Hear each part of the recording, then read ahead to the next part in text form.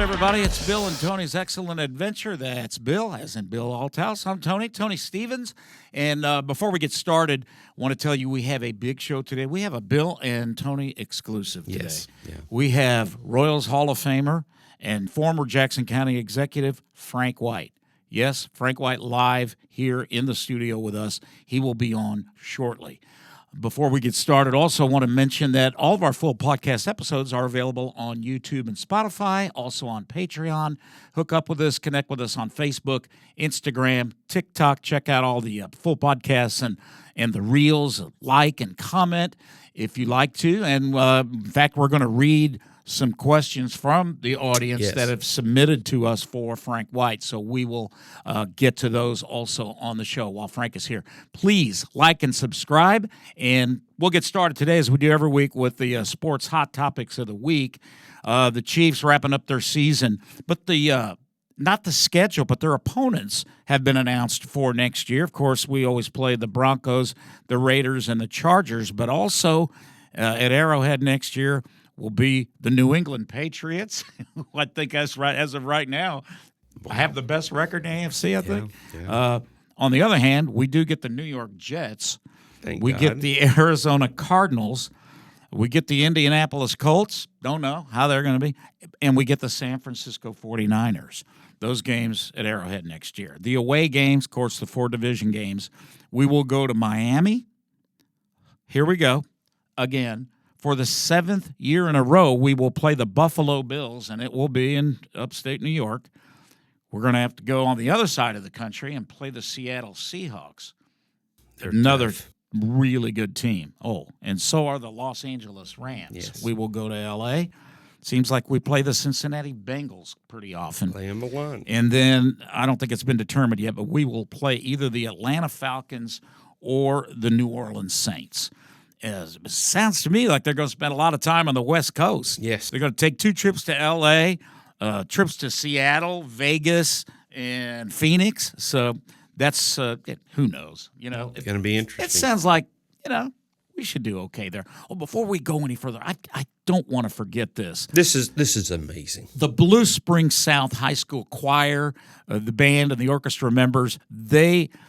As we're doing this now, they are in London for a once-in-a-lifetime opportunity. The students are going to perform, taking all the sights and all the culture, but the Jaguar Pride Marching Band is going to be in the it's a big event every year in London. It's the London Parade that they do every year on New Year's Day. You know, I know that ensemble is they are world famous. They're one of the great orchestras and choirs and bands, and good for those kids getting to go to London. Within 8 or 10 mile radius, you have Blue Springs, legendary. You have Blue Springs South, tremendous, and then this new up-and-comer at Green Valley. Yeah. They're traveling all over the country, and what a great way to reward these kids, because I can remember going to 7-on-7 camps, going to some football camps in the summer. And these kids, I've seen them out practicing on the asphalt. Well, they don't do that anymore. There are enough fields now that they can practice on a field. But, boy, they earn those tickets overseas. Good for them. Blue Springs South in London. This is a sad story. Denny Hamlin, who is one of the marquee drivers in NASCAR, I mean, he's won 60 NASCAR Cup races, including the Daytona 500, 3 different times, but it's a sad time for him right now. His parents' home caught on fire, and when the first responders got there, it was completely engulfed, and his father, Denny Hamlin Sr., and his mother were both found outside the home suffering from catastrophic injuries, and his father passed away. So Mother's sad. still, as we're speaking right now, still in the hospital. And, we had talked a couple of weeks ago about the NASCAR trial with the team owned by Denny Hamlin and Michael Jordan. Yes, Michael Jordan, the NASCAR 23XI racing team, and how they had sued NASCAR for monopolies and things of that nature. And when Denny Hamlin was on the stand, remember we had talked about how he got all choked up and was crying. You know what he was talking about his dad. Sure. And that's what it was. So, I mean, that trial never really it was never really deliberated because they settled. Yes. But and then this happens. You really, that's a tough break for him. What's up with the Mavericks and Comets? We do know the Mavericks are not on strike, so They're playing. And they have. I mean, obviously, New Year's is always a big day for Yes, them. and I that saw was Coach huge. O'Had talking about that. But how are they? What's going on with the Mavericks? both of Just these? continue to win. This show will air after it happens, but the biggest night of the year for the Mavericks is their New Year's Eve game and post-game skate with the players. They have the best goalkeeper in the entire ECHL, and Jack LaFontaine. A lot of new faces this year. They just keep finding a way to win. And, the Mavericks are Class 2 minor leagues. The Mavericks, then you go to the AHL, then you go to the NHL. This is a developmental league.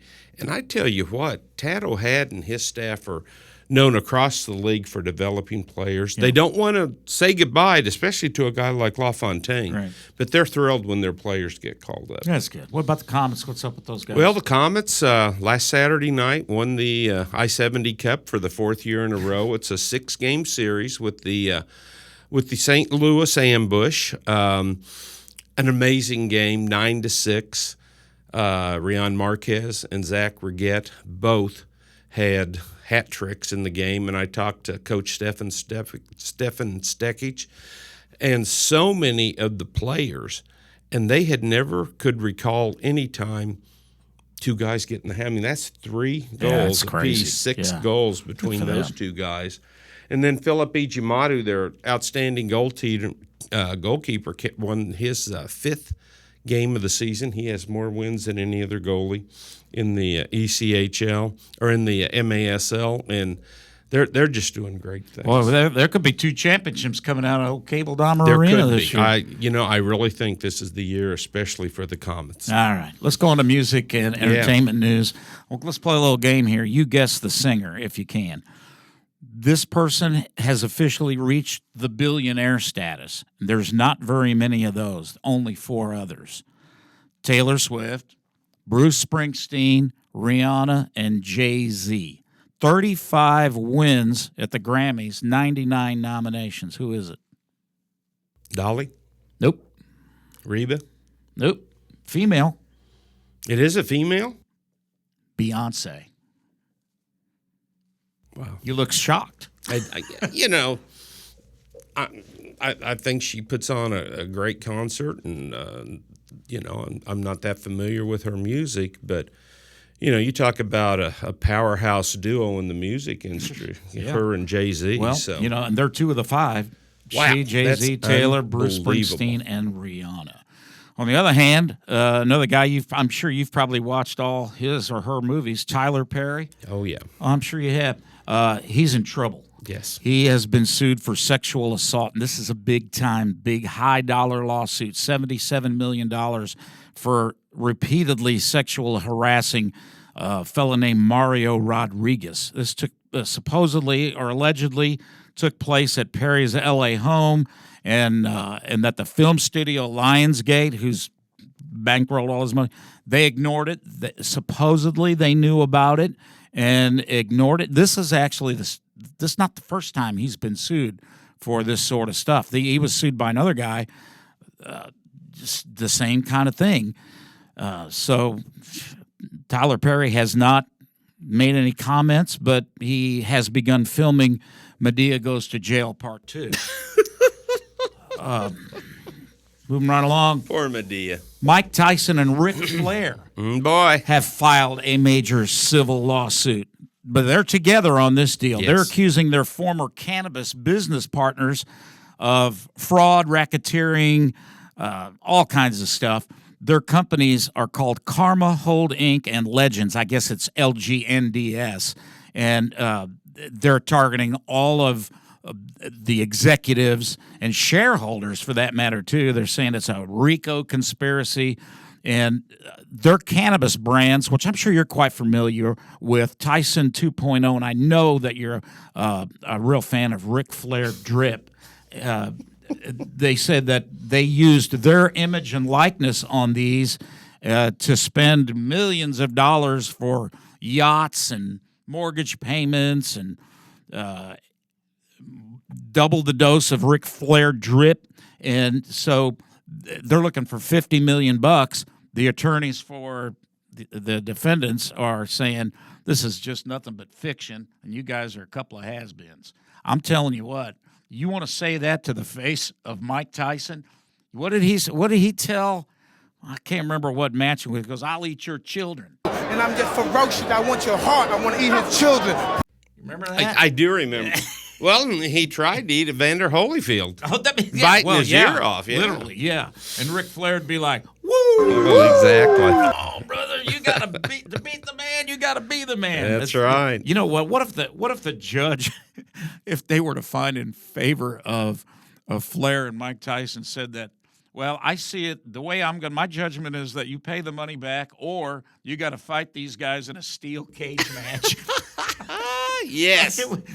Yeah. In a Texas chain match. That's or some right. Ridiculous stuff like that. But all right, so we have a special guest. It's an exclusive.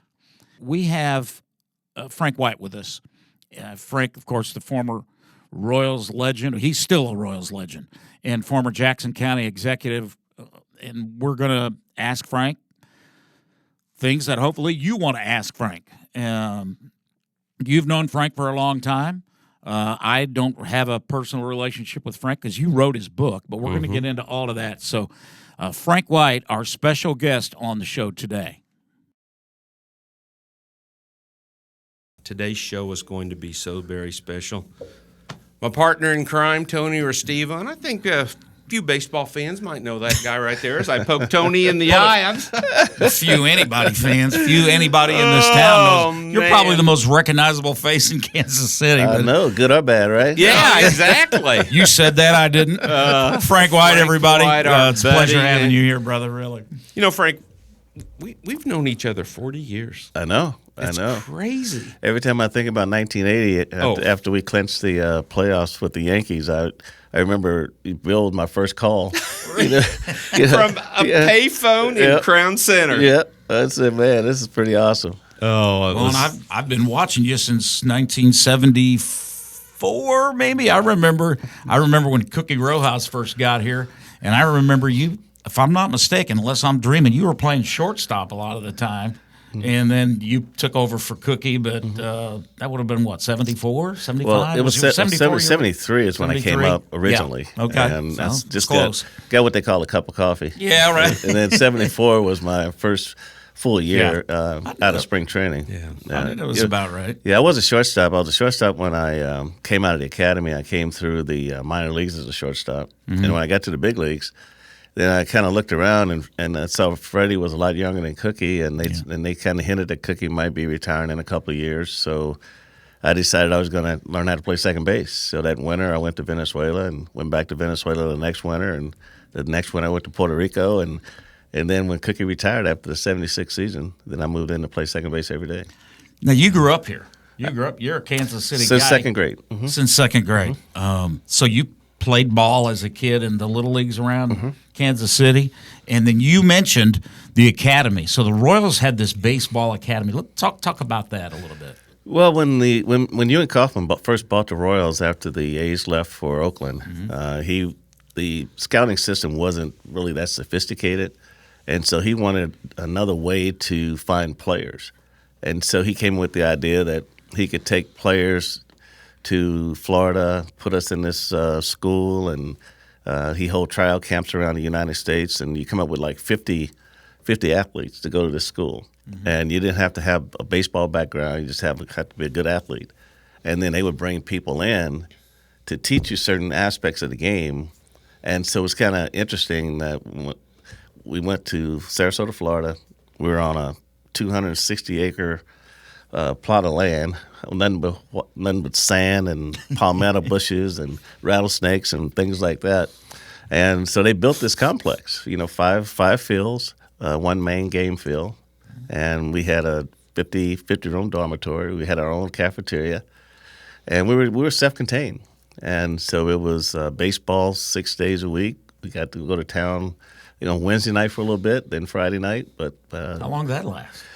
for me, it lasted about 18 months. It ran the college schedule. We went down. I signed in June of '70, and in August I went to Florida, and like I said, we ran the same schedule as the colleges. We played area colleges and universities, and the full day was like get up at 6. Had to eat breakfast. Didn't eat breakfast, was $10 fine. And then we got on a bus. We went to Manatee Junior College. We stayed there till noon. Then we came back, had lunch. Then we went out on the field. So we were either practicing or playing a scrimmage game or playing a college or university that came down from the north. But it was fundamentals. And they brought in Amos Otis came in, and Cookie Rojas and Mayberry, and they just teaching different aspects of the game. And then that's where they brought in Ted Williams.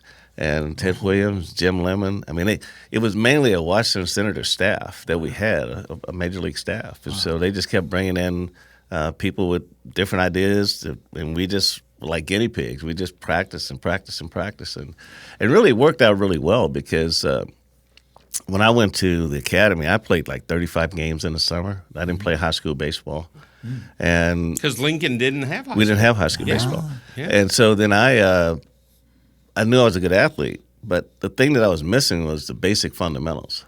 And when you're in a contained environment and you're doing the same thing over and over, you get good at it. And so once I learned the fundamentals of the game, then the game became easy.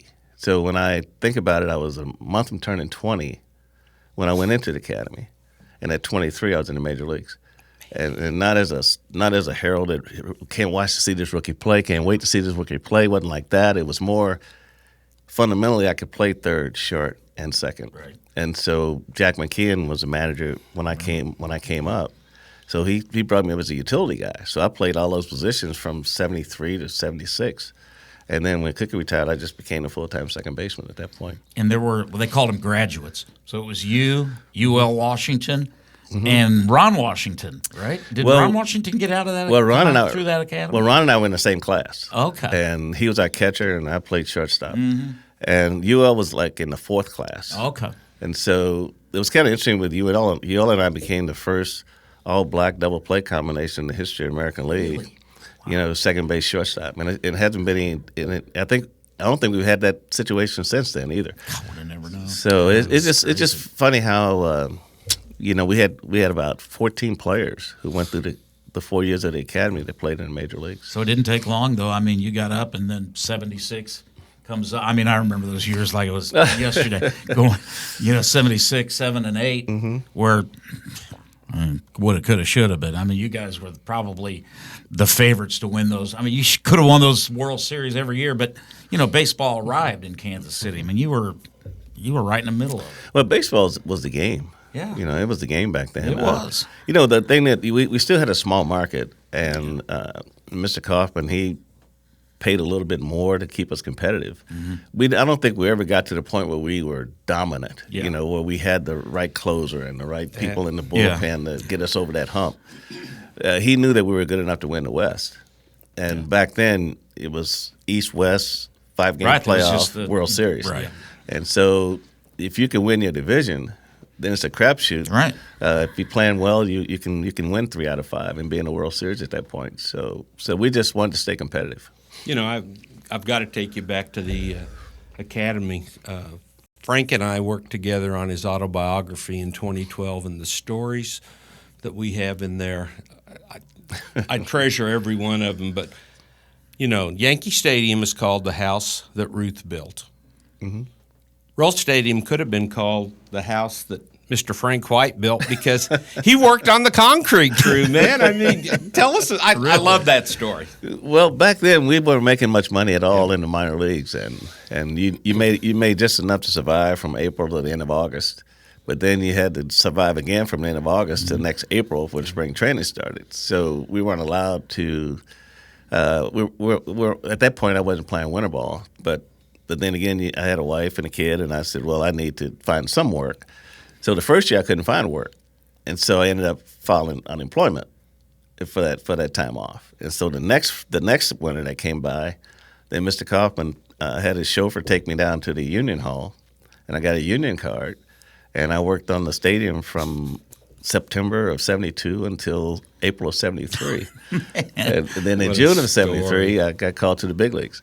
So Wow. it was amazing. I mean, I seal floors and chip cement off columns and carried stuff to people that knew what they were doing, all that kind of stuff. So, Man. yeah, so it was a fun winter. I made more money in that winter than I made 2 years of minor leagues.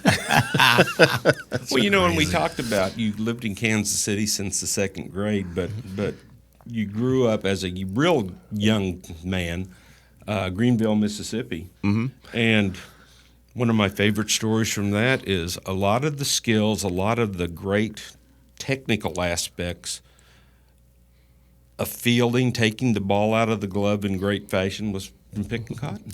Well, my dad told me that. But Yeah, good. Thanks for bringing that up, Bill. It wasn't the greatest experience in the world. No, I bet. Especially when you just going down in the summer for summer school. I Yeah. mean, just get out of the city to stay out of trouble. But yeah, picking cotton, there's an art to it, and the cotton bolls are real sharp, and so you had to go in like this, and you had to pick them out like this all the time. So when I started playing baseball, it just came. It was like a natural thing that for me to learn how to field that way. And then I had a real good fielding instructor in the academy, Joe Tanner, and Joe taught us so much about fielding and how to field forward rather than most people when they field, they want to bring the ball into their body. But he showed us how to go through the ball, and made it so much easier to field short hops and things like that. So great instructors we had. You know, and you were the greatest second baseman of your era, bar none. But you revolutionized the game when it turned to turf. Oh, I love turf. I loved it. Yeah, I mean, I loved it because it showed every skill that you had. Yes. And so when you go to Detroit where they had the high grass and they wet it down in front of home plate so the ball wouldn't move. Yeah. And, I mean, I used to tell Lou Whitaker, I said, man, I'll run by ball, stop, and come back here. So when you guys get to Kansas City, you guys better be on your toes. Yeah. So we go 76, 7 and 8. Finally get the series in 80. Yes. And man, oh, a close. What a feeling. Oh, that had to be great. And then You know, and I'm trying to remember who was the MVP of that 80 ALCS when Mr. Frank White? Yeah, actually, I was the very first ACLS MVP. Yeah. That was the first year. First year. First year they ever did it. Yep. And so that was fun, man. I tell you. When they tap me on the shoulder and say, hey, you're the MVP, I'm like, you got to be nuts. So, I mean, it was fun. I mean, I had a great time. I think I hit 545 that series. And then I hit early in Game 3. I hit a home run off of Tommy John to put us up. Yes. So it was kind of nice to be a piece of that whole puzzle. And I think the good thing I really enjoyed was when you're a kid, you're playing in the backyard in the alley, and you want to hit a home run in the All-Star game. You want to hit a home run in the World Series, and it was 3-2 count, boom, boom, boom. So I had a chance to do all those things. Yeah, absolutely. And it was standing room only crowd in Houston in '86 in the All-Star game. And so hit a home run. That it was kind of cool. And then you're back in 85 and you win it. Yeah, I mean, I felt good about '85 even more after when Dick Hauser called me in the office and he says, "I want you to bat fourth." Clean up. I was just going to ask you. And I told Dick, I said, "Come yeah. on, Dick, you got to be kidding me." I said, George ought to be doing this, and because I thought my logic was good because I said, okay, if George is batting fourth and I'm batting third, then when it came to 2-0, 3-1, I'm gonna get a good pitch to You're hit. going to get Yes, you pitch. are. And I was a good fastball hitter. Yep. But if I'm batting behind George, then You may not get they're anything. gonna walk Yeah. George to pitch to me, but I won't have that same protection. But George decided he didn't want to move, and so I said, okay. So I told Dick, I said, I'll bat fourth. I said, if I do well, they'll write about it, and I said, if I don't, they'll say I should have been there in the first place. So I just said, just don't be any different, just be yourself, and so I was able to lead the series in RBI, and hit a home run in Game 3, which was a critical Must game win. for us. Big game. That was Game 3 was huge. Let's talk about the defense. You mentioned it earlier. The eight Gold Gloves, man. defense. I love Well, and that Bill has told me that George even said that, man, all those batting titles, that Gold Glove means more to me than anything else. Oh, George is so funny. Is he full of shit? Well, no, but there were times when balls would be hit, and they'll say it's a hit, and he'll look at me, and I'll just do like this. I just put my hand on my face. But yeah, winning the Gold Glove was pretty awesome. I mean, when I started in '77, I mean, I really didn't have a clue how good a defensive player I was going to be. But I went to that series. I think I made 7 errors that year, and I hit 245. So I started off slow as a hitter, and people let me know about it. And so, I mean, I haven't done anything easy in my life. I mean, Cookie retired. Yeah. And everybody's mad because you took his job. I said, I didn't take his job. I mean, I'd come around off first base at people throwing quarters at me and all kinds of stuff. And I said, this is crazy. I'm from this town. But it was just one of those things that you come to grips with. You said, well, you got to prove to the people that you can play. And so I made my mind up that I was gonna show them I could play this game. And like I said, I won my first Gold Glove and 6 in a row, and it was like pretty cool after that. I hate to even bring this up, but I'm gonna because it pisses me off. That's still. why we're here. No, but you should have had 9. How in the hell did Harold Reynolds get you? I mean, what the hell was? It still pisses me off. Well, that's one. That's only thing I can say is, I mean, I would have been the first second baseman to win 9. And Bill Mazeroski was always in the top of people's minds, and I think. And the decision makers are your coaches and managers at that time, and so I just felt like they probably just felt like they didn't want me to be that guy because I didn't you only make like 2 or 3 errors that year? I made 4 errors. And weren't they all throwing in 150 games? Yeah. And I made they were Bill. That was really kind of cool because it was 4 errors. Yeah. To 4 different first basemen. What? Oh no. Yeah. Wow. First base is always a place where they experimented. You have a tall guy, short guy. It's one of those things. But Big John was by far, and he and Balboni were by far my 2 most favorite first basemen because, John say just throw it anywhere but high. And so he could pick the ball out of the dirt. Yeah. So on double plays, you don't have time to look. You just want to make sure you got it in the vicinity. And you feel confident guys could scoop balls in the dirt and stuff like that. So those 2 guys were really fun to play next to. Well, and when you play in that era, when you do what you have done, one of the really great aspects of working with you on the book was talking to other people. Reggie Jackson. Frank White has saved as many runs as I drove in. John Sherholtz, GM, who's now in the Hall of Fame. Frank White is the best second baseman of his generation or any generation. He was the best, period. Brett Saberhagen, my man Smooth, helped me win a lot of games. If the ball was hit to the right side of the infield, it was an out. And Dan Quisenberry. We called him Hoover because he swept up everything that was hit to him. And, Buck O'Neill said, I've seen everybody from Jackie Robinson to the modern era, and nobody's better than Frank. Ted Williams, who I interviewed long before we wrote the book, and he was on the Old Timers Committee, but he said, when I'm involved with the Hall of Fame, I'm going to do everything I can to get Frank White in there. And, I mean, that's coming from the guy that was, I think, the greatest hitter in the history of baseball. Definitely. But he appreciated the defensive aspects. Well, I mean, I always wondered, I think I'm the only 8-time Gold Glover not in the Hall of Fame.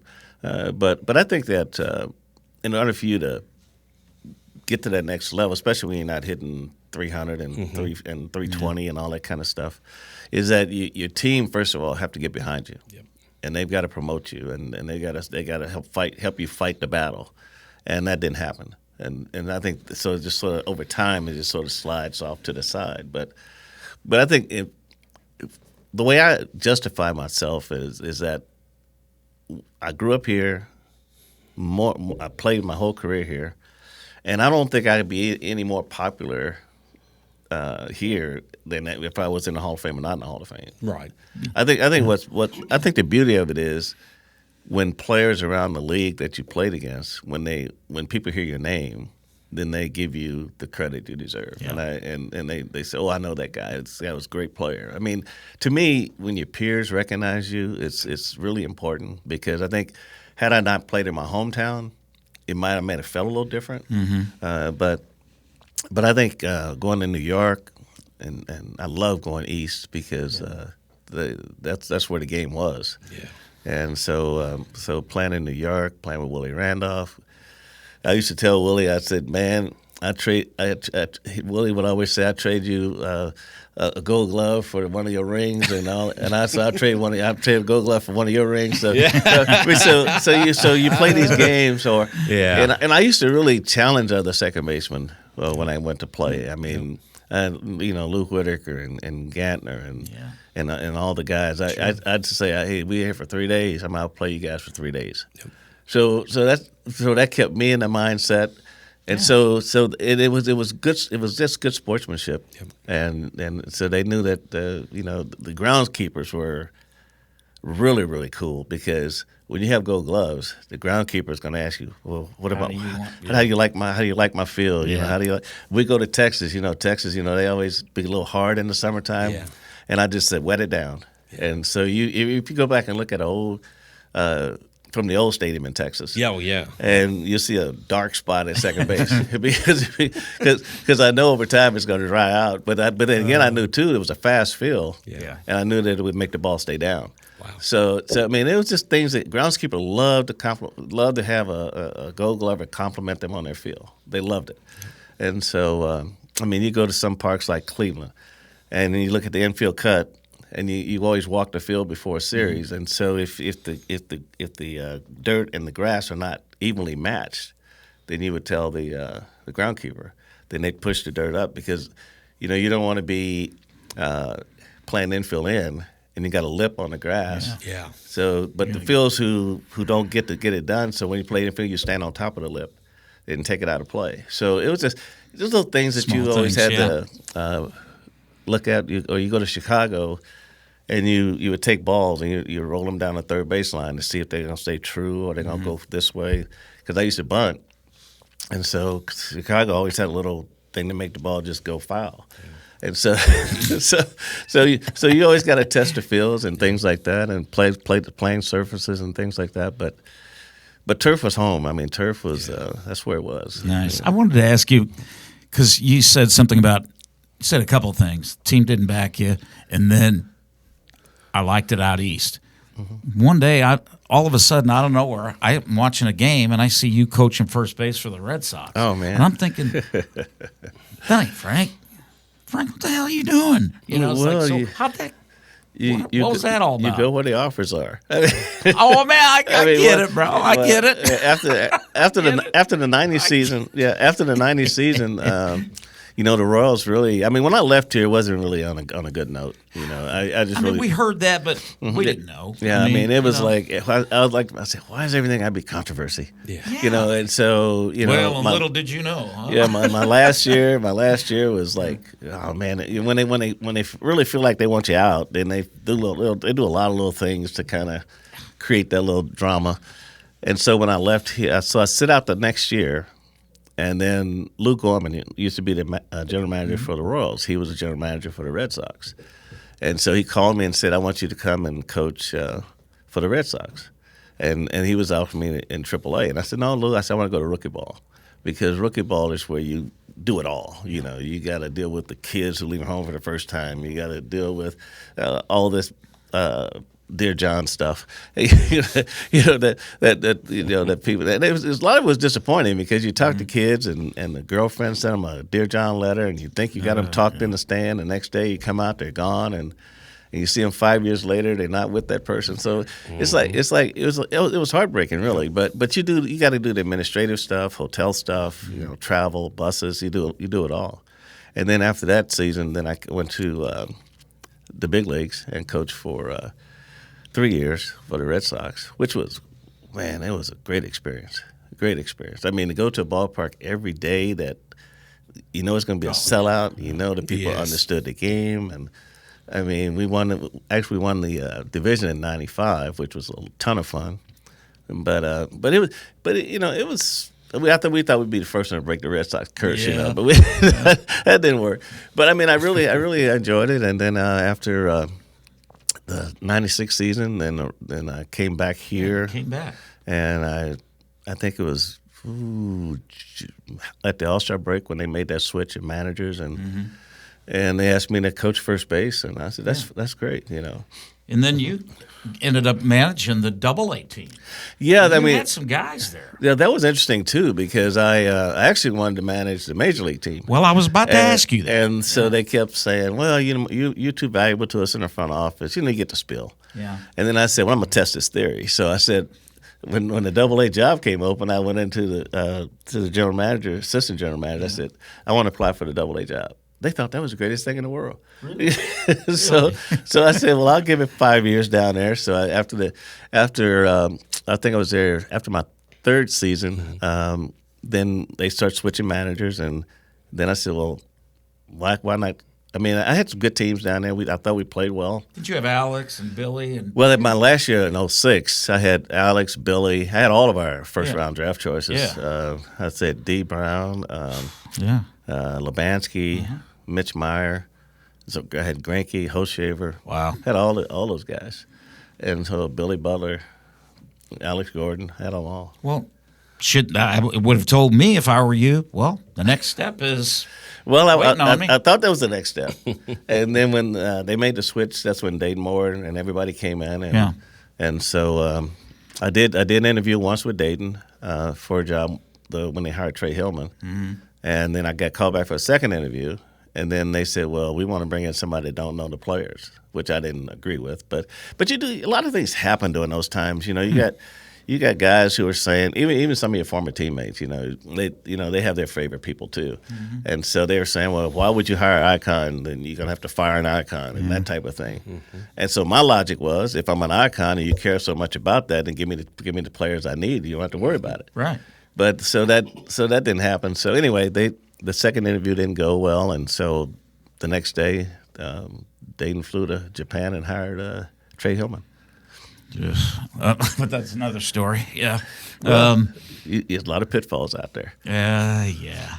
What was your relationship with, like, moving forward, like with Mr. Glass and even now Mr. Sherman? You know, I thought David Glass and I had a real good relationship. I mean, I had a job where, when he first came in, I did community relations. Then I went to, I was assistant to the general manager. Mm-hmm. I did a lot of office work. And so when I went to TV, and I did the pre and post game shows, and I did an analyst job. So it was okay. I mean, I thought actually. I mean, before he passed away, I went down to Bentonville, had dinner with he and his wife once. But I think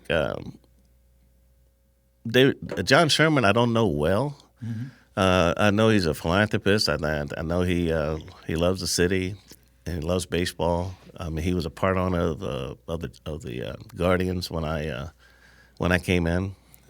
But in terms of just, I think he's a good guy. I mean, I don't have any bad things to say about him at all. And then you went over to the T-Bones and the Monarchs. Well, and my son Nick. So Nick's mom and I are out there all the time. The boys are out there. We always see you out there at the Monarchs, and of course, Mark Brandmeier owns the team now. And then Chris Brown and those guys. Well, Chris called me after the Royals. My breakup with the Royals was kind of it was more of a combination of pride and how you're going to be treated kind of thing. Yeah. You're doing the broadcast, but that's when Split got sick, and so I was more or less standing in for Split, but my main job was community relations, and then David Glass' son, Dan Glass, he said, "Well, we want to cut your salary," and I said, "Well, how much are we talking?" He says, 2/3, and I said, "Well, nobody gets their salary cut 2/3." And I said, well, let me ask you this. Okay, if you cut my salary 2/3, are you going to let me be the full-time analyst? And he said, no. I said, well, this is not going to work. And so then I went home and told my wife. I was shaving that morning, and it was December 3rd. I'll never forget the date. And I looked at myself in the mirror, and I said, you know what? You deserve better. Yeah. And I said, and I told my wife, I said, we might have to sell everything we got, but I can't work for these people anymore. Yeah. And it was all about respect and sacrifice. And, I mean, everything they've asked me to do, I did. And I thought I did it well. And I carried myself professionally, and not a bad letter, not a bad report, nothing. And then they said, well, you're too negative on the broadcast. And I said, that can't be true, because if you're negative on a broadcast, I'm going to tell you, the first person you're going to hear from is a player's wife. Yep. And a player's parents. And yeah, player's girlfriend. You're going to hear, and the player himself. Yeah. So that never happened. I mean, so all these little excuses, and I said, you know what, it's time to move. So then Chris Brown said, hey, why don't you come out here and mess with us for a while? And I said, that's fun. I stayed in the game and working with kids, helping them get better. So I did it for 14 years. It was I think last year was the first year I didn't do it. Yeah. And I thoroughly enjoyed it. I really did.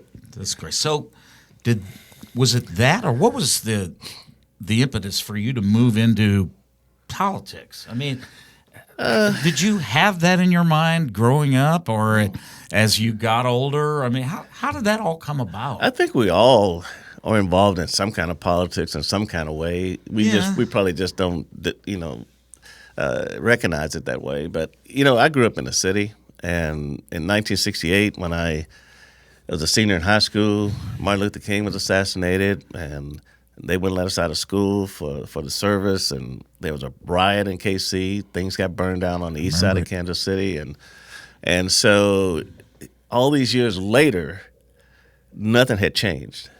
And I said, so why is the money that's supposed to be going to the east side, to redevelop the east side, isn't going to the east side? So I don't know where you can find out. You got to get into it. And there was an open seat on the legislature, Jackson County legislature, and so had a few people encourage me to do it, and then that's how I got into it.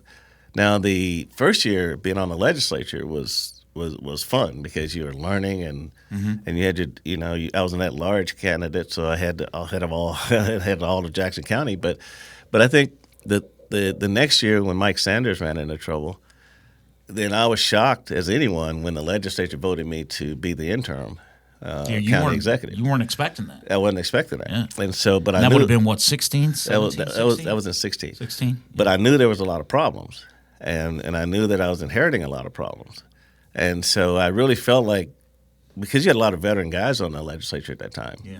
And so I figured. Well, wasn't Fred Urbanus still on the? Well, Freddie just left, and Fred was there 42 years. Yeah. And then you had some 36 years. And yeah. It was a lot of veterans, and yeah. so I figured, why aren't these guys taking this job? And so I said, well, I figured maybe they put you there to soak up all the mess that everybody else created. Yeah. And so I put together a real strong team around me, and I made my chief of staff an attorney, my chief administrative officer was an attorney, and then we had the county attorneys. I just insulated myself, and I just told them, your job is to teach me what I need to know, but don't let me sign nothing I shouldn't sign. Right. And so we just sort of built it that way, and it just worked. And so that's how I got into it. But it was more out of curiosity and just wanting to make a difference. And I never have considered myself a politician. I really was more of a businessman in that job than a politician. But I think that politicians sometimes have hard time doing the right thing. And then you got reelected twice. Yeah. So it was like, hey, Frank's doing a great job. Yeah. I really think I did do a great job. I mean, going through COVID was stressful.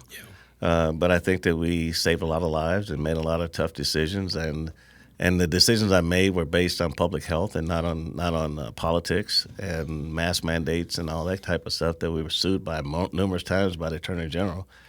But when they drop the cases and then move on to something else. But I think that it was trying times, but I think that we came through with flying colors in terms of identifying some of the disparities in our community and where the need was, and creating programs that are going to help the most vulnerable people. And University Health is our safety net hospital. We were very responsible for them, and being able to fund money for them to reconfigure the hospital to make it safer for patients coming in. But the governor during that time wouldn't fund the cities in Jackson County. He would only fund the counties. But he didn't have to fund us because we were over $500,000, so we could go right to the U.S. Treasury to get our funding. But the cities were supposed to petition the governor for their funding, which he refused to do. And so I funded all the cities in Jackson County, all the school districts, all the first responders, all the health departments. So these are the things that I look back on and say, well, we did good. All right, so politics did come into play. Some of the legislators wrote a letter to Andrew Bailey, the Missouri Attorney General, and they pointed out 4 things. I'm just going to read this and have you address it. Okay. The first complaint said that you failed to devote yourself full-time to the office of the county executive, and then they went on to say they could. I'm going to read quotes because I'm not going to paraphrase this. Okay. When you can ask week after week to Frank's chief of staff, where is the county executive? And the answer is, he doesn't know, we might have a problem. During weekly legislative meetings since May of 24, the legislators claimed that the chief of staff has been unable to account for Mr. White's whereabouts. And then the final thing they say is, and again, I'm just going to read it as is, that Frank's role as a baseball coach for the Monarchs hinders his ability to fulfill his duties as a county executive. Hogwash. Bullshit. Bullshit, right? That's my bullshit. But anyway, I think a lot of the things that came out of the mouths of Legislator Barker and Sean Smith, it's all bullshit. I think it's all misleading the people. My job is 24/7. Yeah. But I never went to the Monarchs game before 5 o'clock. And my phone's always in my pocket, and people can always reach me. They basically were just trying to create this scenario that I didn't go to work. So they would go and take a picture of my parking spot at 7 o'clock at night and say, "Where's Frank White?" So it just Why? Jealousy. It's my popularity, my name recognition. But you're a Kansas City guy. Wasn't like they brought you in from New York or something. Well, these are people that I've known a while. I mean, I've known Manny Barker for years. When he was working with Congressman Cleveland, I've known all those people for. Do you have a problem with them? Duron McGee, the chair. Yeah. My wife and I co-chaired turkey drives on Thanksgiving for him. But when they got into office, they came in as a block of 5. They voted in a block of 5, but they don't understand county business. I mean, they look at the finances of the county as monopoly money. And what people don't realize is that the legislature can put things on the ballot without my approval. I mean, I can veto it, but if they override the veto, it goes on the ballot. Just so their first year in office, they try to put a use tax on the ballot. I said, you don't want to put a use tax on the ballot in a reassessment year. But they said, we don't need you. I said, okay, fine. Well, you don't have a vote, do you? No, I don't have a vote. But you can veto. But I can veto. Yeah. And so I vetoed it, and they overrode the veto. They put it on the ballot, and it fell miserably. And that was $1.5 million out of the taxpayers' coffers. Even the Chiefs vote. I said, we don't want to do that in April because it would cost us $1 million to put it on the ballot. But they overrode it, and that cost us $1 million. So we normally, when we get health care increases, we would pay 50% for the employees. Mm-hmm. They came in and said, we're paying 100%. So that cost us an additional $1.4 million. So it's like they don't understand how to be fiscal. And so, but in terms of there was another complaint about me not going to meetings. Yeah. And if you look at how we're structured like the state, mm-hmm. where the governor doesn't go to legislative meetings unless he has some curiosity, he wants to walk down there or whatever. And we're set up the same way. So since I don't have a vote in the meetings, they're not my meetings. They're their meetings. But you knew what was going on, right? Yeah, we meet every Monday at noon, and we go over the agenda. I know everything that's on the agenda. I watch it on my computer in my office. And I just don't want to go in and go through the BS they go. I mean, they weren't passing anything. They were holding everything. This is like a BS session between Legislator Barker and Sean Smith. And I really feel bad for the people who fell for the recall because they thought they were going to get tax refunds and all this other stuff that they're not going to get. And they elected a non-elected guy to run the county, which is totally crazy.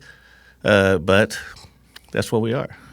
Well, a year ago, the legislature passed the budget, if I'm not mistaken, just a few hours before December 31st deadline, that, if I'm staying correct, would have made some pretty big changes to legal and budget departments, some other things. You vetoed that bill January the 9th. You've got to. So what was that? What was that? Well, we give the legislature a balanced budget November 15th. And they keep the budget. You gave them the budget. We have to present them a budget. That's per law, correct? That's per law. Yeah. And that's per state statute. We have to present them a balanced budget November 15th. Okay. We did that. They play with it. They do what they got to do with it. They usually get it back to us around the middle of December. And so the law states that once the county executive gets the budget back, he has 10 days to look at it. Okay. And that's when you decide, do you need to line item veto anything, or do you need to veto the whole entire budget? Which is allowed. You're allowed to. You're allowed to do that. Veto. Yes. Okay. And so what they try to do was go to the last day, which they did, and then they say, well, he won't have time. I said, it doesn't matter when you give it to me. I still have 10 days to look at it. Okay. And so then what they did, they said, then the next week they passed their own budget that they made changes on. So that's why I had to veto the entire budget. But if you look at the budget, they had moved the finance department underneath the legislature, which is by statute you can't do. By county code you can't do. They cut salaries in my office. They cut salaries in the county counselor's office, in HR, collections, assessment, which they can't. These are all charter departments. They can't defund these departments. So they can't fire people. So they basically were trying to take over the whole dang on thing. But that's why I vetoed the entire budget. Then they sued us on the budget, which I said, this has been this way since 1973. There's no tricks. I mean, but they just want power. They want they power. sued you. They said the veto was illegal. Yeah, I mean, no veto is illegal. All they got to do they claim. All they got to do is override it. So what happens then? You get into a stalemate, right? I mean, does anything get funded until it's finalized? That was another issue. We figured out how to still pay our people. Yeah, and that really irritated them then. And then they just made it even worse. And the year before they did the same thing, and we showed them that we could still pay our people, and use unfilled positions and things like that. But everybody gets paid. But what they didn't realize was that they were causing people to leave the county because people realized that the legislature can write my job out of the budget. Then why should I go through this every year? So good people were leaving. Our director of HR left. Director of finance left. So people were just leaving, and so that's part of the disruption that was going on down there. Then, of course, the property tax stuff, which you got canonized for, and we're gonna give you the opportunity to address this. Correct me if I'm wrong. The core issue with the Jackson County's this battle was not that really the assessments didn't align with the market. It all had to do with. I've heard this a lot. I've heard you say it, and I've heard the STC attorney say following the law. And the physical inspections, the conducting physical inspections of properties before raising assessments higher than 15%. What is the law? The law, according to STC, they change it all the time. I mean, I went to the assessors conference and we listened to the STC speak. We asked them, what is a physical inspection? What constitutes a physical inspection? They couldn't answer the question. And so they said, well, we want the physical inspection and the evaluation be done at the same time, which if people working, you can't do it at the same time. So they would always put mandates down where in times when was just inconvenient to anything we were trying to do.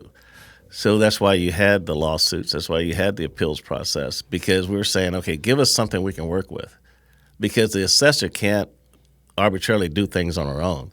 She has to do what the state mandates her to do. And so what she does is they say, we want it at 90%. We got to bring all values in at 90%. You guys are out of compliance. And when we're out of compliance, the state gives us $3 per parcel. So that's over $1 million to the county when we're out of compliance. So they said, but she got the 90%. And then when they figured out, oh, that's gonna really hurt some people, or wake some people up, then they came back and dropped it again. And so it keeps going back and forth. But the bottom line is, once they give you their mandate, she puts together a plan based on that mandate. That plan goes back to the STC for their approval. Mm-hmm. Then it comes back to the legislature for final approval. So the legislature approved her plan. But then when they saw where people were getting upset, then all of a sudden they said, "Oh, this is crazy." But they don't understand how it works. But it works mainly if it starts at the state level. The state mandates what we do. So we're talking about, 300,000 parcels, something like that? Mm-hmm. 300,000. And the STC, did they require to bring those 300,000 parcels to market? Is that because they'd been undervalued? Undervalued, yes. So they told you, bring them up to market. Yes, and she did. And then Gail McCann-Beatty said that her department was not properly staffed to handle the 21,000 appeals. Is that true? No, the appeals are handled by the Board of Equalization. Right. Okay. So the Board of Equalization is there to equalize values. So you get your valuations, and then you file an appeal. Mm-hmm. Then you take your paperwork and you go in front of the Board of Equalization. Some people take tax attorneys. Yeah. And their job is to equalize values. And I think that when you look at the 54,000 that filed the last time, 15,000 never even showed. Mm-hmm. And if you look at St. Louis, if you got 300,000 parcels and you got 10% appeals, that's acceptable. So now you just got to get people to get the move. But in Kansas City, with people like Sean Smith and Manny Barker, they keep telling people, "Oh, these are wrong. This is not legal," and then people forget to file their appeal, and so now they're behind the 8 ball. And so once they go through because their bill is not actually set until September. Late September, when cities set their levies. So we said, just go through the process. It should work out. Just go through the process. But when you have elected officials who are trying to muddy the water, then you just keep people confused. And I think that's the bottom line, is people just got confused. They thought it was illegal. They was filing under appeals and under protests, a lot of things like that. But all it does is, and then everything eventually, if they're not happy, they go to the STC. And STC, they don't have a strong enough back room to hear all these cases. So they backlog down there too.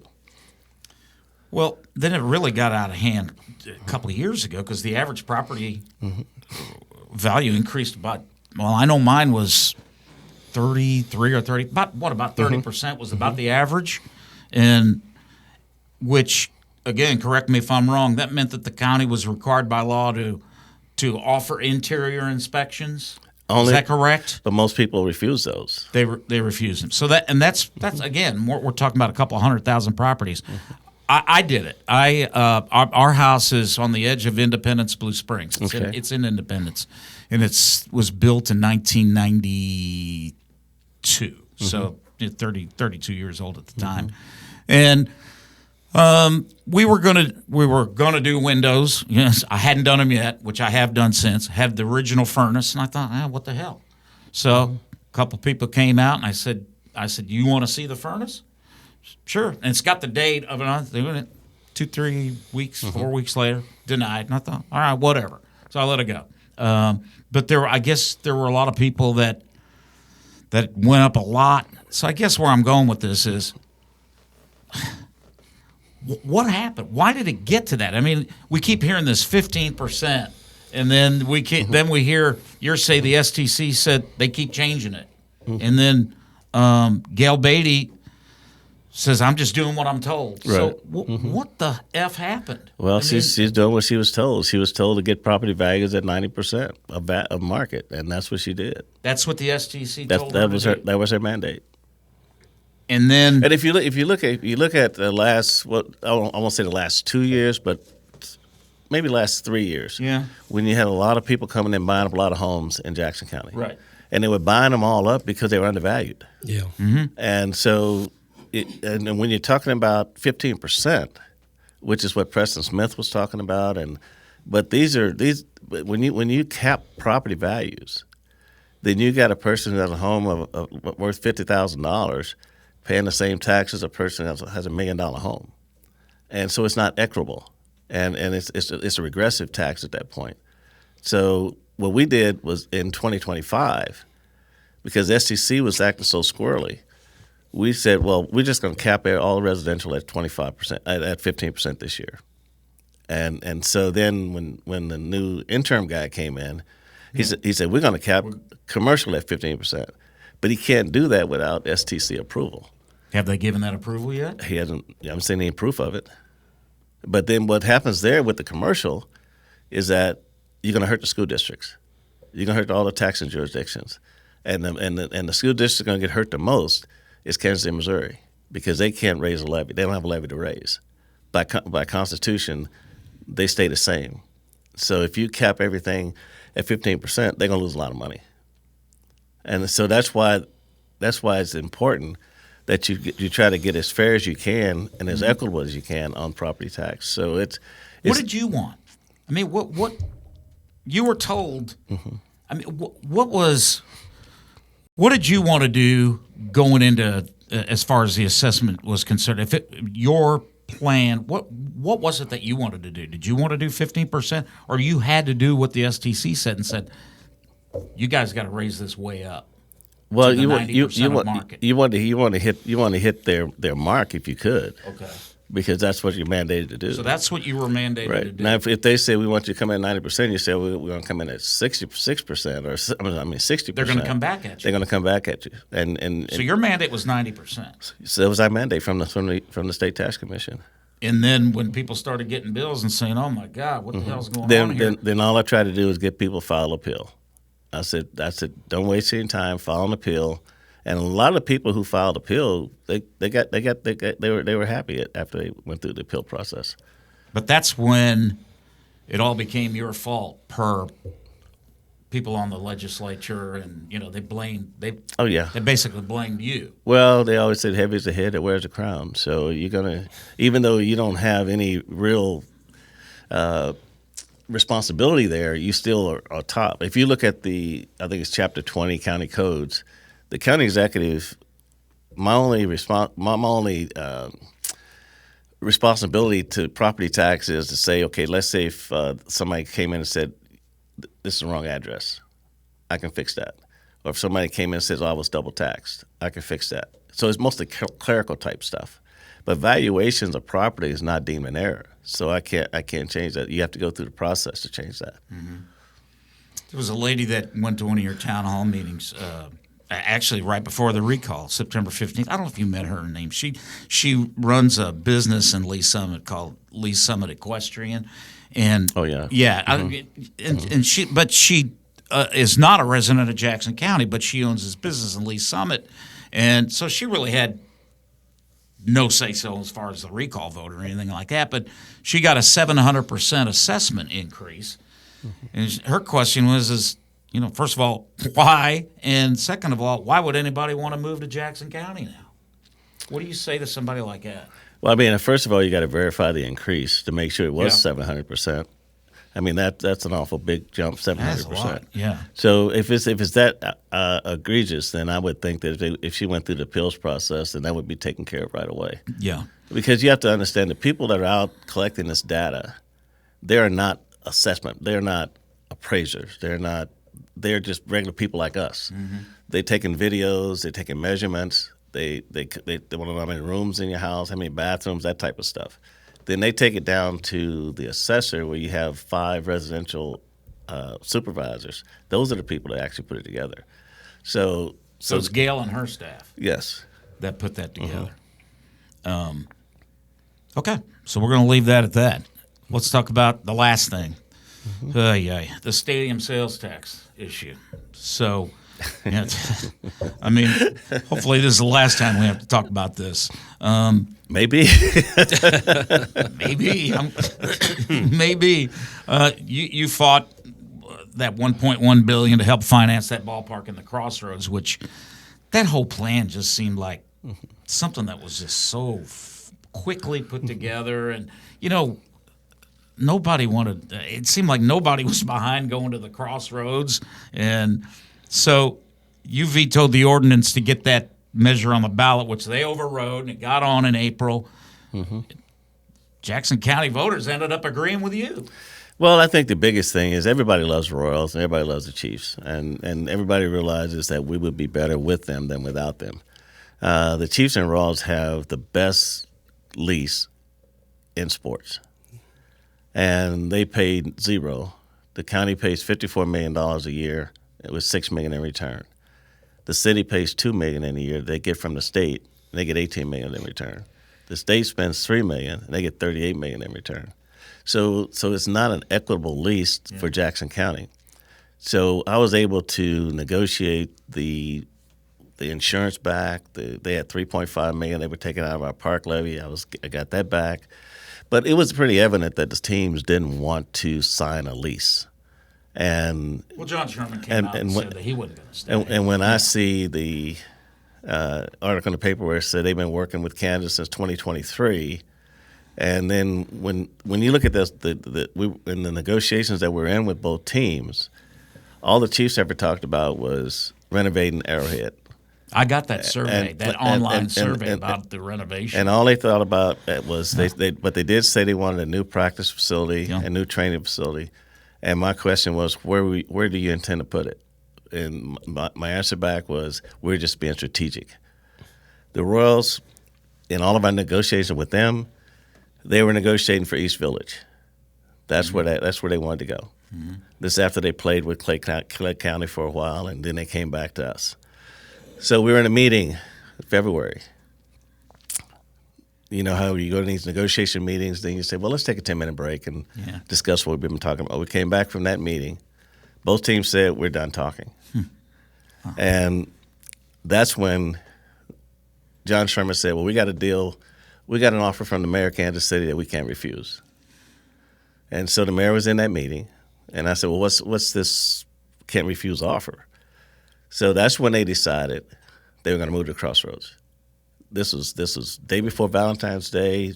Yeah. Early voting had already started, and they dropped this thing on these people right just like that. I said, you guys are going to have issues.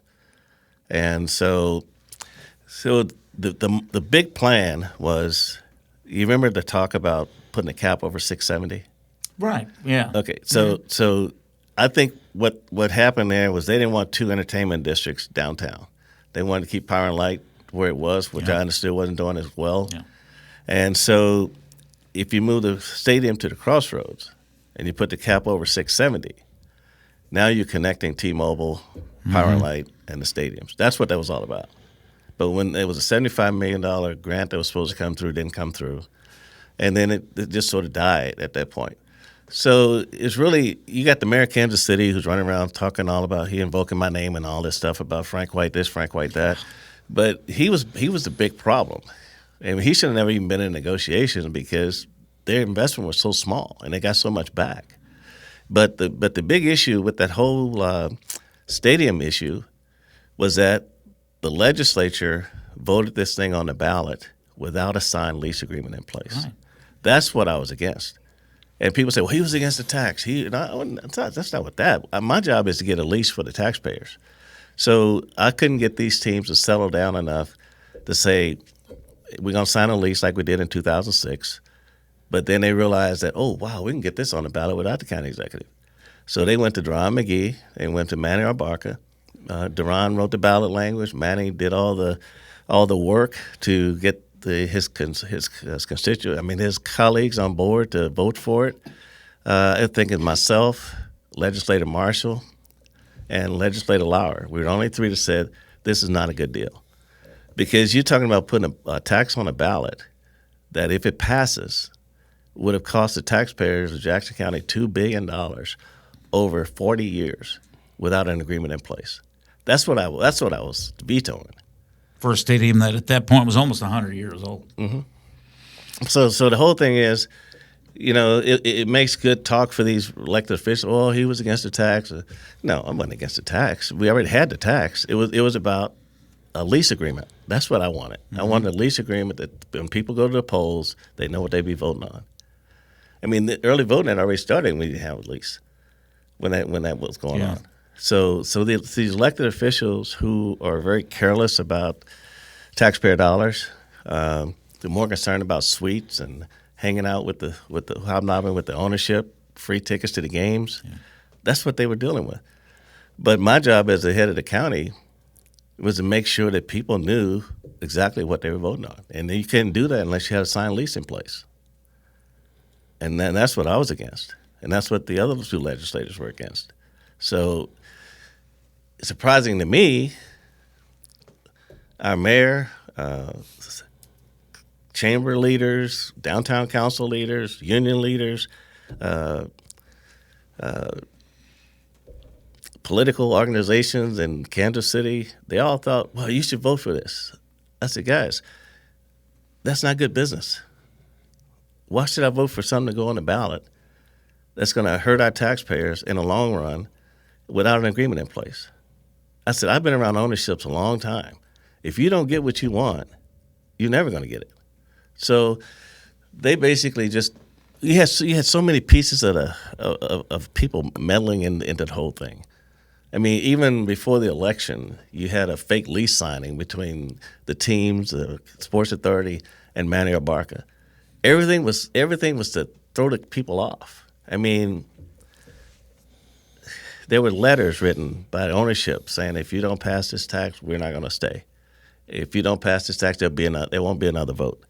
I mean, all this stuff is out there, but everybody needs a villain. And so 10 years of work, running a county is more than property tax. I mean, property tax is going to come every 2 years whether you want it or not. So people just have to learn how to deal with it, but they just made it more political this time. But, I mean, just like right now, a lot of people don't have their tax bills, their real estate tax bills. Yeah. And when a guy goes in and fires your assessor right before billing, what do you think is going to happen? Yeah. I mean, you have an interim guy who's not an elected official, but he's appeasing the base, but you also have to run the business. I mean, you could do this later. You don't have to go in and fire people right now because you're right in the middle of billing season. You can't because the collections and assessment work together. And so it's I'm not surprised they're late, but I mean, it's when you're telling people to estimate your own taxes, that's hard. How do you know you're right?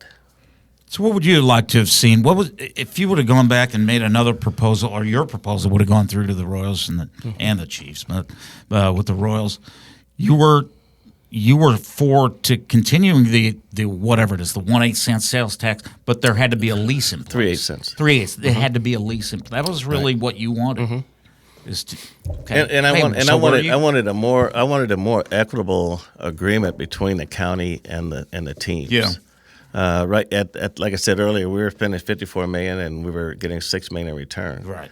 So when you look at this, the lease with Kansas, not the lease, but the term sheet, then the $3 billion is a lot out of anybody's budget. Yeah. The county doesn't have $3 billion that they can give these teams. And then when we talked to the Chiefs, there was no discussion of a new stadium, a new dome stadium, or anything like that. So you would think that once they got the offer from Kansas, they go back to the state and say, "Well, can you guys match this? You want to match that?" But no, they were ready to go. So I believe that ownership, when they want to leave, they can leave anytime they want. Yeah. And so they've got 5 years that they can still have to play here. But at the same time, you want to be.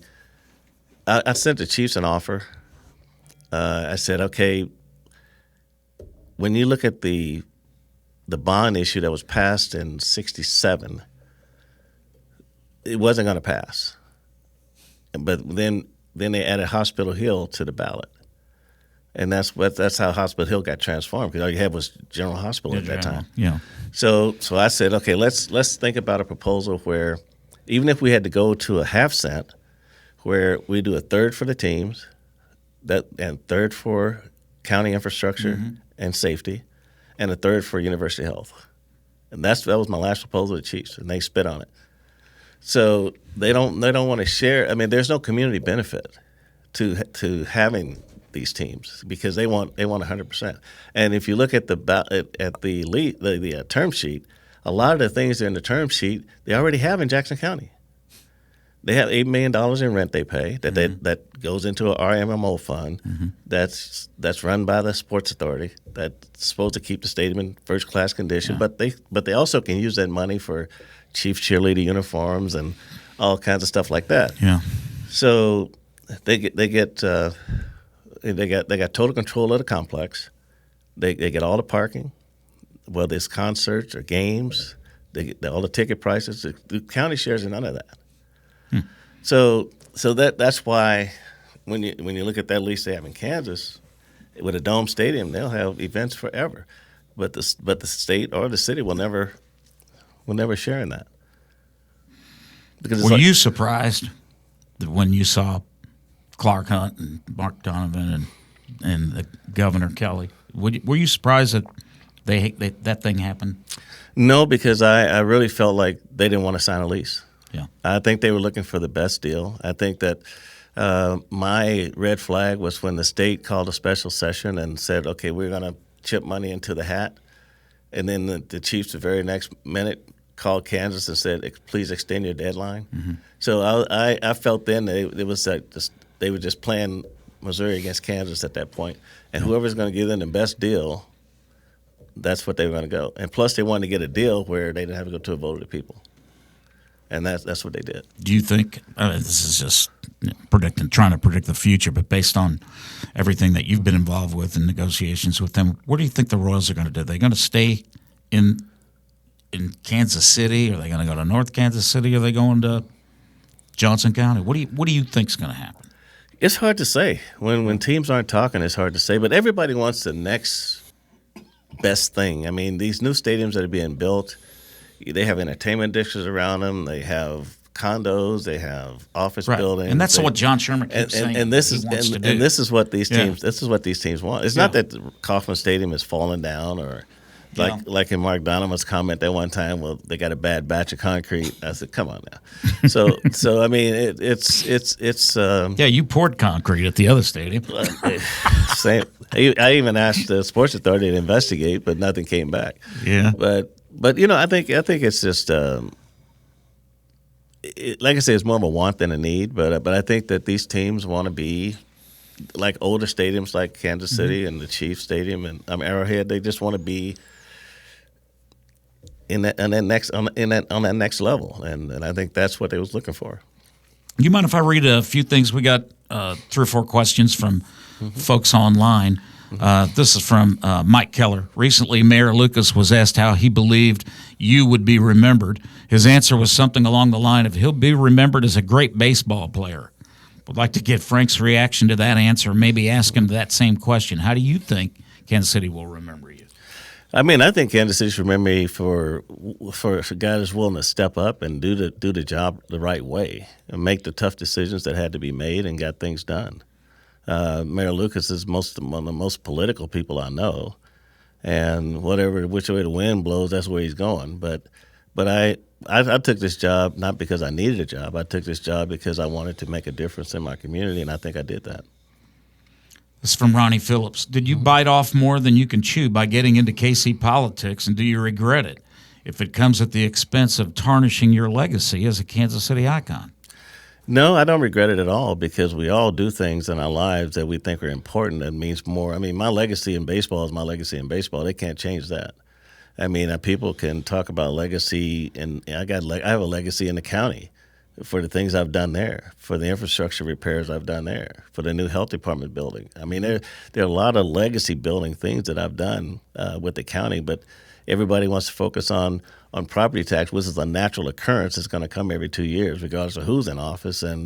But no, I don't think my legacy is tarnished at all. I think that's more of a I mean, I love me. I love who I am. I love what I've done. So that's not a lot of people can do what I've done.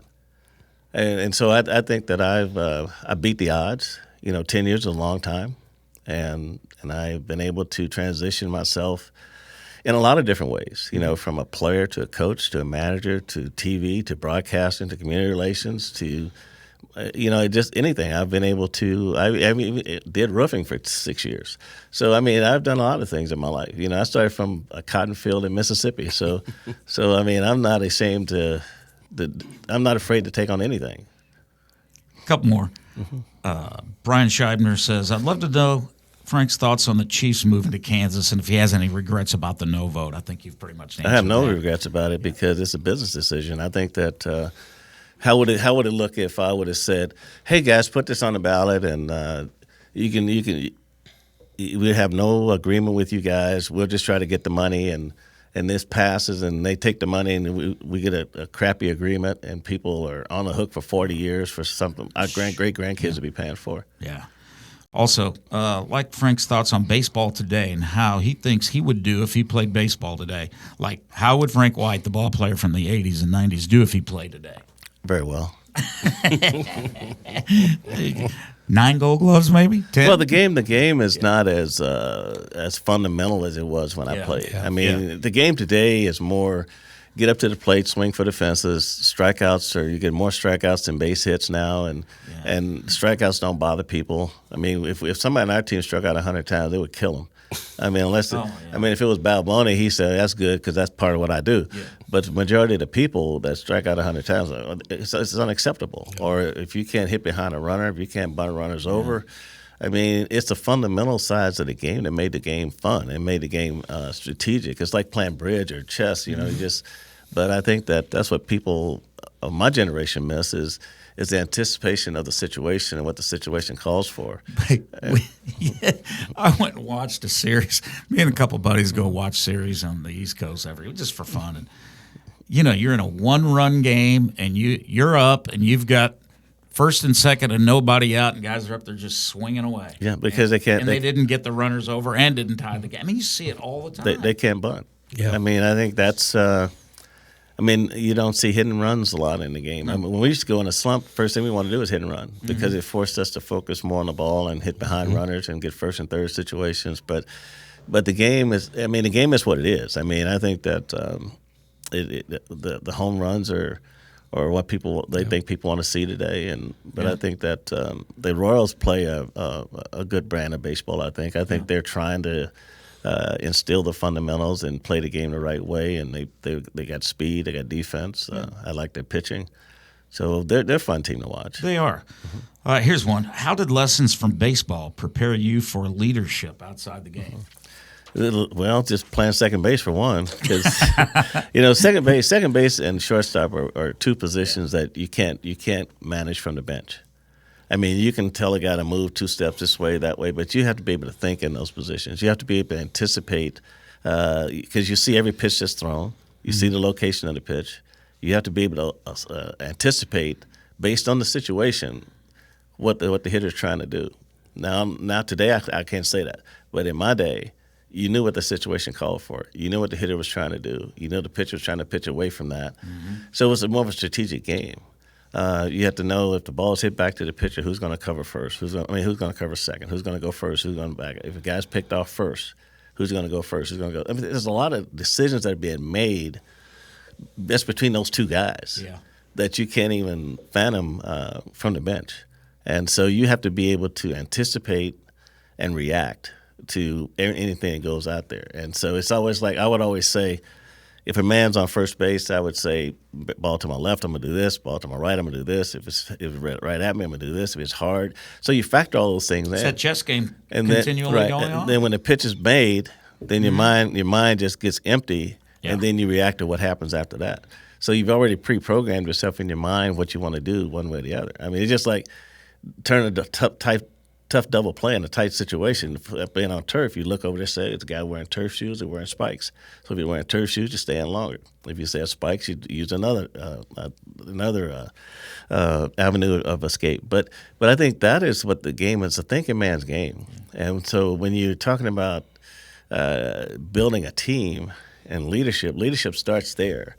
But then you manage baseball. You manage 25 players. You got to know each one of those players. You got to give each player something in their development plan every day to make them better. And when you go into politics and work, you're still managing people. That's the hardest single thing to do in the world is manage people. But you have to understand your people. You have to know what you're expecting them to do, and you got to be able to see them get better over time. So I think this is one of those things that people say is, well, he wouldn't know anything about leadership. Leadership is so many different ways you lead. And how many people can get to follow you, how many people get to believe you. And when you're building a political organization, it's about building a strong team around you, and that can keep you focused and keep you into what's going on. And because if I didn't have a strong team around me, there's no way I'd have been there 10 years. There's too much crap going on. Yeah. And so you have too many people trying to climb the ladder, and there's nowhere to go. I mean, Jackson County Democrats, where they got to go? Yeah. They go to the state reps, they term out, they come back here. A Democrat hasn't won statewide in Missouri in a long time. So they all huddle up down here, the city council, county legislature. We have 5 top positions. Got mine, the sheriff, you got Congressman Cleaver, prosecutor, and the mayor. So everybody keeps fighting for these jobs. So it's like crabs in a bucket. Yeah. And so and you're not going to get rich. I mean, the legislator makes probably $38,000 a year, but I think that is similar to the state rep. So you just got this melting pot of Democrats down here with nowhere to go. Nobody can win statewide. Now with redistricting going the way it's going right now that these districts are going to extend all the way down to the Boot Hill and all the way down to the Ozarks, it's going to make it even more difficult. So I feel like I've beat the odds. Yeah. What would you like to say to homeowners affected by the tax assessment? If you just had, hey, here's the deal. I think that if it's one thing, it's not one magic button you can push to say, I mean, if I had the power to say 15% in Blue Springs and 15% in Independence and 20% somewhere else, that's too much power for a county executive to have. So that's why they didn't give it to me.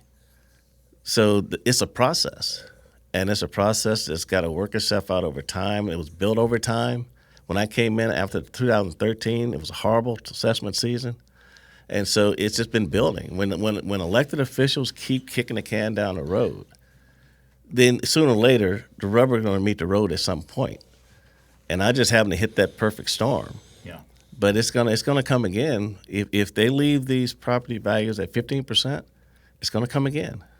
And that's just how properties will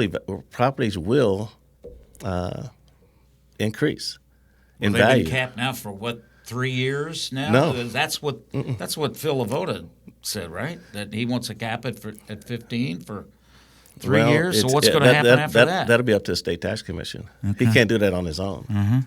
Okay. But you also have to understand what the repercussions are from that. So that's going to be the big problem. So even if the state tax commission say we're going to cap it at 50, they won't do it, I don't think. But if they say we're going to cap it for the next 3 years, all you're doing is delaying the inevitable. It'll happen again. Somebody sooner or later. The whole thing is get it fair. Yeah. Get it fair, and then once you get it fair, people adjust to it. Then you go. But if you keep moving it back when people get upset, then you just create another problem down the road. And I think that problem is going to come down the road. So you fire your assessor, next year's a reassessment year, and you still don't have a director of assessment. So if they don't quit playing politics, the assessment has never been part of politics. She's not an elected person. She's just head of a department. And so when you go to an elected assessor, then when they passed it on the ballot, they didn't have any guidelines. I mean, I could run for assessor with no background in assessment, in appraisal, or nothing.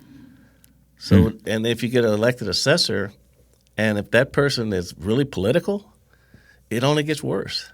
So you need somebody there that's just going to do the job and get it right, and sooner or later it'll even itself out. But that's why, like I said earlier, that's why people came in here and bought up all these properties because they were undervalued.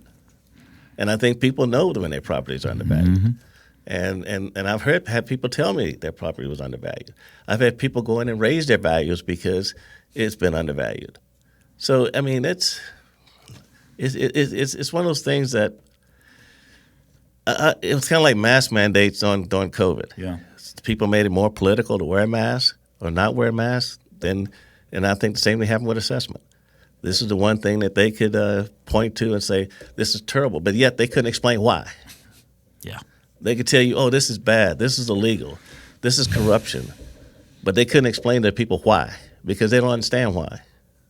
And so the state tax commission is three people appointed by the governor. Usually they're termed out senators, but they have no real estate background. I mean, we have Greg Razor, who is from Jackson County, but then he has to recuse himself. So it's three people making these decisions with a couple lawyers down there. So that's why I said, going into 2025, I said we're gonna go with states. We're gonna go with the STC. We're gonna cap residential at 15%, quiet the storm, because we didn't want to send all these evaluations out and then have them drop another mandate in the middle of that. So yeah. Who or what do you believe was behind this whole recall thing, the driving force behind the recall, and what did you learn from it? The driving force behind the recall was Bridget Williams, who is head of Heavy Constructors, Freedom Incorporated, which is a political organization in Kansas City, South Kansas City Progress. So you got to understand, when the Royals and Chiefs were trying to get this tax passed, a lot of people made a lot of money. This election was upwards of $10 million, and so a lot of these people got paid hundreds of thousands of dollars. So if you have the time to pull the financial disclosure statement from that election, it'll tell you who all got paid. And so some of the same people heading this recall were the same people who got at least a couple $100,000 from the teams from the election. So all I say is follow the money, and you'll find out all you need to know. But what I learned from it, Yeah. I learned it was bullshit, in my opinion. I mean, because what's the end result? The end result is Sean Smith saying, well, we're going to get you guys all refunds. The county sitting on all this money from 2023. We're going to get this money back to you. We don't sit on money. We collect everybody's tax dollars. We redistribute it back out to the taxing jurisdictions, and the county keeps 7 cents of every dollar. That's how it works. So we just don't sit on a pot of money, because school districts need their money. They got to pay salaries. They got to do what they got to do. Fire districts, everybody need their money. Libraries. So we can't just sit on it. And that, like I said, that money gets spent. That money is spent as soon as we shoot it out. It's spent. And I think that's what the message the people weren't hearing. And so now they're saying, well, where's our refunds? Yeah. And then the people who had already came to terms, that's a legal binding deal. They can't change that. And then Phil was talking about tax credits. How do they work? And the county budget is only $500 million a year. Yeah. And so you're talking about $54 million to the teams.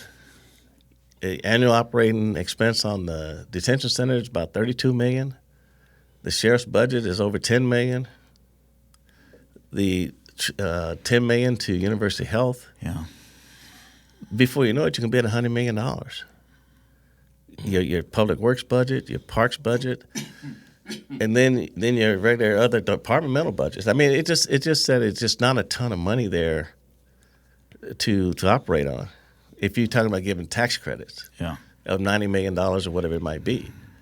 So it just doesn't work that way. And the county, we have reserves. I had amassed $70 million in reserves, but the reserves are there for a reason. The reserves are there because the county infrastructure is crumbling. I mean, we have 5 courthouses. Our juvenile courthouse needs $118 million for it to work. If you're going to do our downtown courthouse, that's $300 million. Mm. A historic courthouse in Independence is $15 million. So the strength of the county has always been their ability to bond. And your bond folks want you to keep 40% in reserve to keep your almost AAA rating. Right. The state mandates you keep 3% in reserve. And that should carry you 6 months in case there's a disaster or something like that. But if they spend their reserves, the county's in trouble. Yeah. Because you won't be able to bond and get the right rate. I mean, the bond payment on the new detention center is about $16 million a year. So I mean, so you're not working with a budget like Kansas City that's got $2.5 billion, and you're not working with a state budget. So you're working with a budget that you have to be fiscally responsible, and that's what concerns me about these guys. How did you improve Jackson County from the time you took over from Mike Sanders till September 30th? And what are you most proud of? I should have brought my list. But hey, we can wait. I mean, there's a lot of things. But people, I want you to let folks know. I mean, all people are thinking about is tax assessment, the damn stadiums, and whatever. But I think the one thing we did was we recognized that our health department was aging. Our health department was 1934. It had mold in the basement. It had a trailer hooked up to it in Independence. And so we were able to buy a new health department building. And it's in Lee Summit off of Ralph Powell Road. Beautiful building, beautiful location, close to University Health. It's really great. We were able to buy a new administration building because in the courthouse, we're one of the few courthouses in a city of our size where your administration is located inside the courthouse. Usually they're separate. So in that building, you have to always worry about what trial's going on. You got to worry about prisoner transfers. You got to worry about protests. There's a lot of things that goes on that people that come to work every day shouldn't have to go through. Yeah. So the legislature before this one gave us the ability to buy a new administration building. And we had the funding to get that building ready. So the whole idea was move all the administration out of the courthouse. And we're paying leases that are pretty high. And a public defender lease is over $600,000 a year. So we'd be able to move all those people back into the courthouse, make it a judicial building, but also make the courthouse more functional. Now, on the first floor of the courthouse, where we do all of our business, you don't have public bathrooms. So people are either on the second floor or in the basement looking for bathrooms all the time. So the whole idea was we were going to finish this building. We were going to take the HR, collections, and finance off the first floor. We were going to take the jury room, which is on the third floor, which is really problematic, and move that to the first floor and put a courtroom on the first floor and make it more feasible for people to come there to do their business. Yeah. And we had we had what we call ground floor separation.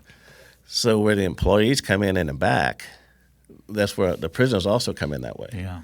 So we were going to be able to wall off that area, and so people wouldn't have to wait outside where they transfer prisoners from the vans to the court, from the courts and things like that. So all these things were in the works until this legislature came in.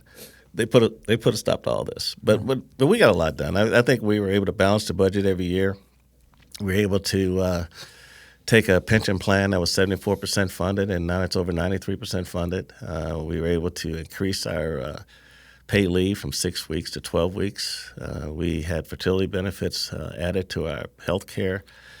We had a program called Our Healthy Jackson County that identified health disparities in our community. That was a program that we spent $10 million on, and that gives people access to their health care, access to preventive health care, preventive screenings. It takes care of hypertension. One of the big things that I really wanted to be a part of this was infant mortality. That's part of it. Blood glucose, STI. I mean, it just gives people a chance to go to a clinic, have real doctors there, get the answers they need to their questions, and just have some really control over their health care, which a lot of people feel like they don't have right now. We banned the box on our employment applications so that people who have felony records can get to the interview stage and get employed. Oh, man, I tell you, it's a lot. I had a program called Kids to the Park where I took kids from the urban core to eastern Jackson County to explore our beaches and our marinas, and that went really well. We have our fishing derbies. There's a lot of things that we did that I think were really, really good for the people. I don't have all my list here, but it's a lot. Trust you. It's a lot. If you had anything to change over the past 10 years, What would you do and why? Well, I mean, Other than change people that you had to deal with. change only comes with funding. I mean, I think that we were able to do the good things that we did because of, as bad as COVID was, it also gave us the funding we needed to fix some of the things that need to be fixed. University Health Hospital and our health department and the Kansas City Health Department.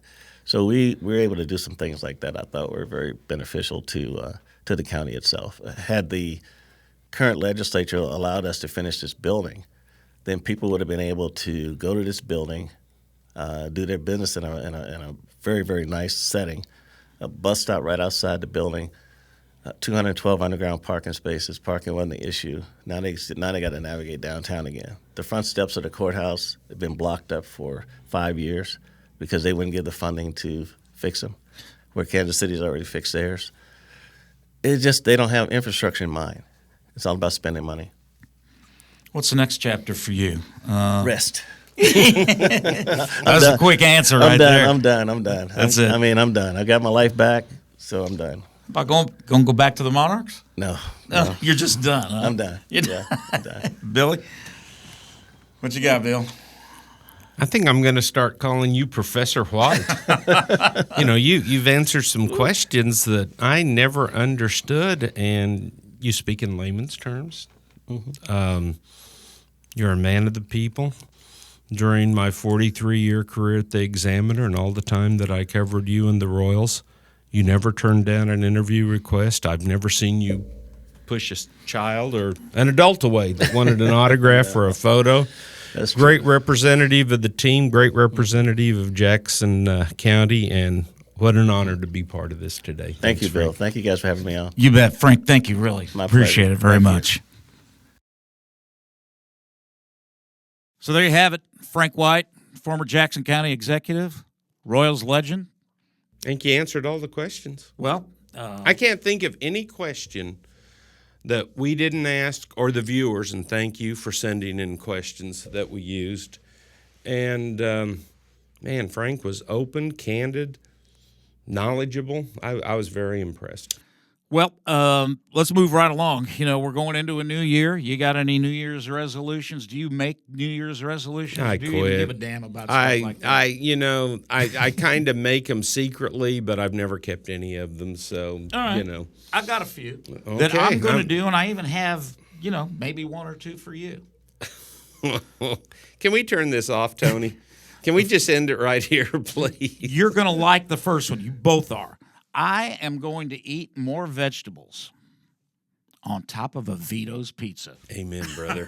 Amen. Because you know that when I go into Vito's Pizza, what do I always get? I get a slice of veggie. Yep, Or two. absolutely. Absolutely. But And what about Vito and Onofrio? Well, these guys are the best. You've known them for years. Yes. Go ahead. I'm going to let you do the shout out to Vito's. They're our first sponsors. Yeah. And there could not be a better pair of individuals.